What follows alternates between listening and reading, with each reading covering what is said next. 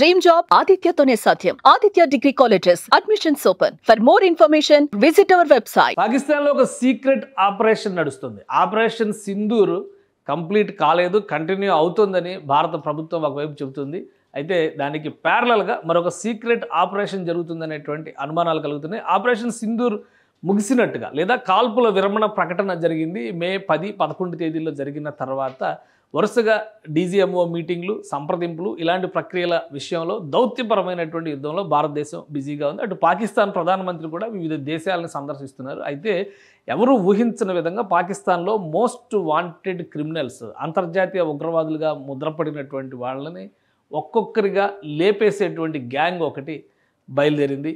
ఆ గ్యాంగ్ చేసినటువంటి అటాక్స్లో దాదాపు 4 అటాక్స్ జరిగినట్టుగా తెలుస్తున్నాయి. ఆ క్రమంలో 2 ప్రాణాలు కోల్పోయారు, మరొకరి పరిస్థితి ఆసుపత్రిలో ఉన్నటువంటి స్థితి. అసలు ఏం జరుగుతుంది? ఈ టాప్ క్లాస్ టెర్రరిస్టులను టార్గెట్ చేయడం వెనక కారణాలు ఏంటి ఒకసారి విశ్లేషించేటువంటి ప్రయత్నం చేద్దాం. పాకిస్తాన్కి సంబంధించి ఇటీవల జరిగినటువంటి 2-3 ఇన్సిడెంట్స్లో కనబడ్డటువంటి వ్యక్తులు, మరణించినటువంటి వ్యక్తులు వీళ్ళే లష్కర్ ఎ తోయిబాకి సంబంధించినటువంటి టెర్రరిస్ట్ రజావుల్లా నిజామానీ ఖాలిద్, అంటే ఇతనే సఫీయుల్లా ఖాలిద్ అని చెప్పని పిలుస్తారు. నేపాల్ కేంద్రంగా ఆపరేషన్స్ నిర్వహించారు. లష్కర్ ఎ తోయిబాలో కీలకమైనటువంటి పర్సన్ ఇతను.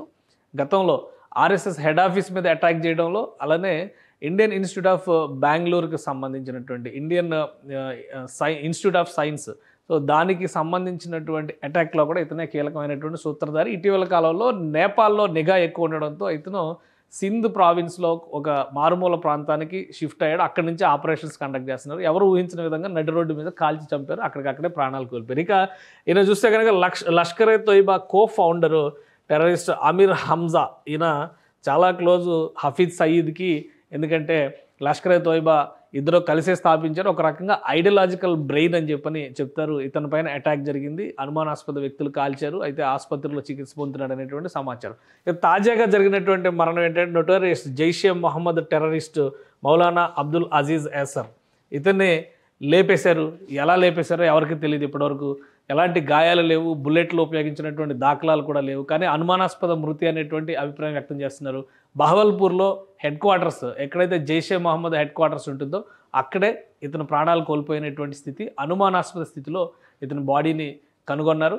దానికి సంబంధించి అంత్యక్రియల ప్రక్రియ కూడా పూర్తయిపోయింది. ఇంత కీలకమైనటువంటి టెర్రరిస్ట్ గ్రూపులకు చెందినటువంటి నాయకుల్ని ఎవరు లేపేస్తున్నారు అనేది ఇప్పుడు ఒక సస్పెన్స్గా మారుతోంది.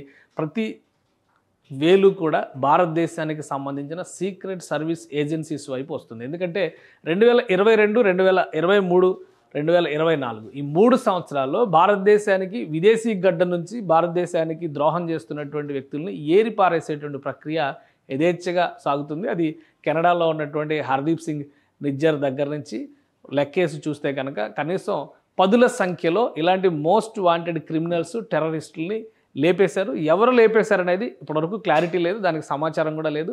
అమెరికా అలానే కెనడా కూడా భారతదేశం పైన దౌత్యపరమైనటువంటి తీవ్ర ఒత్తిడిని తీసుకొచ్చింది. అయినప్పటికీ కూడా భారతదేశానికి దీనిలో ఎలాంటి సంబంధం లేదని చెప్పని కేంద్ర ప్రభుత్వం తేల్చి చెప్పింది.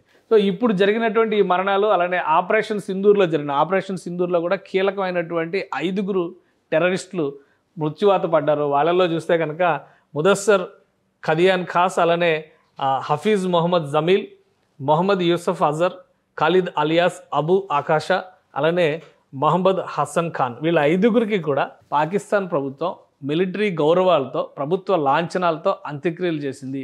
ఇందులో 2 లష్కర్ ఎ తోయిబాకి సంబంధించినటువంటి కీలకమైన తీవ్రవాదులు ఉన్నారు. పాకిస్తాన్ ఆక్యుపైడ్ కాశ్మీర్లో ఆపరేషన్స్ కండక్ట్ చేస్తున్నటువంటి వాళ్ళు. అందులో ముదస్సర్ ఖాస్ చాలా ముఖ్యమైనటువంటి వ్యక్తి. పాకిస్తాన్ ఇది మురుద్కేలో జరిగినటువంటి దాడుల్లో ఇతను ప్రాణాలు కోల్పోయారు. కేవలం భారత సరిహద్దుకి 25 కిలోమీటర్ల దూరంలో ఉండేటువంటి కేంద్రం ఇదే లష్కర్ ఎ తోయిబా హెడ్ క్వార్టర్స్. సో ఆ హెడ్ క్వార్టర్స్ ఇన్ఛార్జిగా ఉన్నటువంటి వ్యక్తి ఇతన్ని ఆపరేషన్ సింధూర్లో లేపేశారు.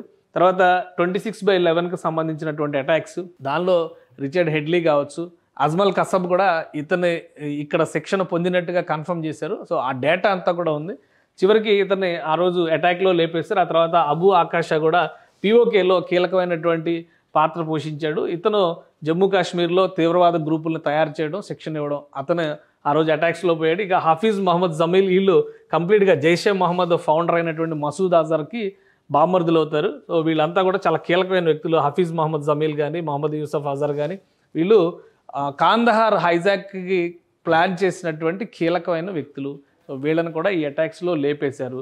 మహమ్మద్ కాసర్ అంటే ఇతను జమ్మూ కాశ్మీర్ నీళ్ళ పైన యుద్ధం చేస్తున్నటువంటి ముఫ్తీ అస్గర్ ఖాన్ కాశ్మీరీకి సంబంధించిన ఆయన కొడుకు. సో పిఓకేలో ఒక కీలకమైనటువంటి నాయకుడు. మొత్తం ఈ 5గురు తీవ్రవాదులు ఆ రోజు జరిగినటువంటి అటాక్లో పోయారు.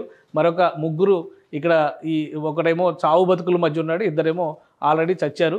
ఇంకొక అటాక్ కూడా జరిగింది కరాచీ శివారుల్లో అని చెప్పినటువంటి ఒక సమాచారం వస్తుంది. అయితే క్లారిటీ లేదు, ఇన్ఫర్మేషన్ ఎవరిపైన జరిగింది, ఎవరు చేశారనే దానిపైన స్పష్టత లేదు. మొత్తం మీద పాకిస్తాన్ గడ్డపైన పాకిస్తాన్లో ఉంటూ భారతదేశానికి ద్రోహం చేసి భారతదేశ విచ్చిత్తి కోసం వివిధ రకాలుగా ప్రణాళికలు చేస్తున్నటువంటి కుట్రదారులు తీవ్రవాదుల్ని లేపేసేందుకు ఒక సీక్రెట్ ఆపరేషన్ నడుస్తున్నటువంటి సంకేతాలు అయితే చాలా స్పష్టంగా వస్తున్నాయి. దీని వెనుక నిఘా సంస్థలు ఉన్నాయా, మరేదైనా ఇతర ఆపరేటివ్స్ పనిచేస్తున్నాయి అనేది అయితే స్పష్టత లేదు. అనూహ్యంగా జరుగుతున్నటువంటి ఈ దాడులకి పాకిస్తాన్ ఐఎస్ఐ కూడా వణికిపోతున్నటువంటి పరిస్థితి. అలాగే పాకిస్తాన్లో ఉన్నటువంటి బలూచిస్తాన్, గిల్గిట్ బల్టిస్తాన్, పఖ్తూన్వా ప్రాంతాలకు చెందినటువంటి తీవ్రవాద గ్రూపులు కూడా దీని వెనుక ఆపరేట్ చేస్తున్నట్టుగా ఒక సమాచారం ఉంది. సో మొత్తం మీద శత్రువుకి మిత్రుడు కాబట్టి ఇది భారతదేశానికి మేలు చేసే చర్యగా పరిగణించాలా, లేదా పాకిస్తాన్లో ఉగ్రవాదుల ఏరివేత ప్రక్రియగా చూడాలా అనేది కాలం నిర్ణయించాల్సినటువంటి అంశం. సుమన్ టీవీలో మీ పర్సనల్ అండ్ బిజినెస్ ప్రమోషన్స్ కోసం కింది నెంబర్కి కాంటాక్ట్ చేయండి.